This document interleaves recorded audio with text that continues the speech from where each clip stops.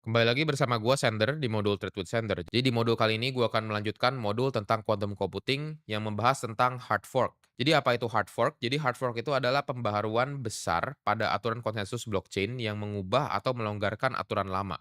Kalau sebelumnya kalian udah nonton video modul gua, kalau misalnya soft fork itu adalah memperketat tanpa dia mengubah aturan yang lama. Seperti itu. Tapi kalau hard fork ya, itu aturan lamanya udah gak kompatibel lagi, gitu. Jadi node lama itu tidak lagi kompatibel dengan versi yang baru, seperti itu. Ini contoh ya, nanti bakal gue share juga ya setelah slide ini ya. Setelah hard fork, jaringan tuh dapat terbelah menjadi 2 blockchain yang terpisah, masing-masing dengan aturannya sendiri. Contoh ya, ada analogi nih bola deh ya, bola ya. Aturan lama, bola itu cuma boleh pakai kaki gitu kan, sepak bola cuma boleh pakai kaki, nggak boleh pakai tangan kalau tangan handball gitu. Tapi ada orang yang pengen ya bola ini bisa pakai tangan gitu, sampai akhirnya ya udah ada perdebatan dan lain-lain. Nah akhirnya terjadi yang namanya hard fork. Akhirnya muncul ya permainan baru yang namanya apa, handball, seperti itu. Jadi dipisah. Jadi itu udah gak saling kompatibel. Apakah handball atau contoh deh, apakah handball itu bisa pakai kaki doang? Nggak bisa. Gitu. Atau misalnya sepak bola yang pada umumnya biasa, ya itu bisa pakai tangan kan nggak bisa juga, gitu, kecuali kipernya. Nah selanjutnya ya, keuntungan hard fork ya, itu bisa melakukan perubahan besar yang tidak mungkin dilakukan lewat soft fork. Karena hard fork itu at the end bakal terpisah, gitu. Anggapan ya kayak bercerai lah gitu, terus udah gitu bikin aturan baru masing-masing, atau sistem baru masing-masing. Selanjutnya, itu memungkinkan inovasi dan peningkatan signifikan pada performa atau fitur jaringan. Ya tapi ini kan terserah mereka gitu, karena ini pasti node-nya, node runner-nya dan juga miner-nya terpisah juga. Jadi terbagi jadi 2 kubu, tapi udah nggak saling kompatibel lagi, udah nggak saling berhubungan lagi, gitu. Selanjutnya itu memberi komunitas kebebasan memilih arah pengembangan misalnya ya teknologi atau mungkin ideologi yang berbeda. Contohnya nih, sekalian aja ya sebelah sini, ya contohnya langsung ini studi kasus yaitu Bitcoin Cash di 2017 juga. Jadi hard fork pada Bitcoin Cash ini adalah pemisahan jaringan dari Bitcoin pada 1 Agustus 2017 ya. Jadi ini Bitcoin Cash ini seperti yang kalian tahu kan jadi token juga. Kenapa? Karena ini adalah hasil hard fork dari Bitcoin.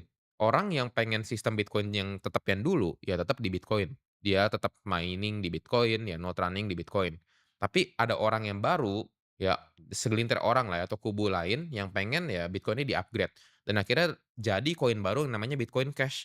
Dengan aturan yang mereka atur sendiri aja. Seperti itu ya bisa gue bilang. Ini kalian bisa baca juga ya. Jadi Bitcoin Cash ini menaikkan ukuran blok dari 1 MB menjadi 8 MB, supaya lebih banyak transaksi yang bisa diproses langsung di blockchain dan juga on-chain-nya, seperti itu.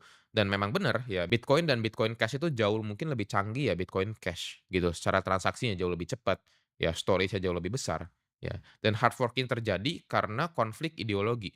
Ya, Bitcoin tetap fokus jadi store of value yang aman.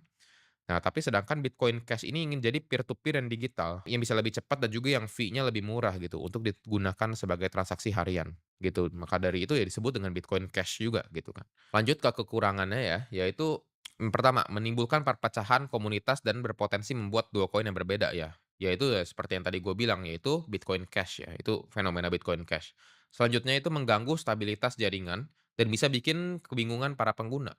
Ya, kalau orang nih ada orang awam baru ya atau pemula yang mau mulai mining ya atau mulai node running gitu ya, dia bingung nih, Bitcoin Cash atau mau Bitcoin gitu ya. Mereka jadi pusing sendiri gitu ya, karena sama-sama ya sistemnya sebenarnya core-nya sama dari Bitcoin, tapi ini udah bercabang lagi itu yang baru gitu ya.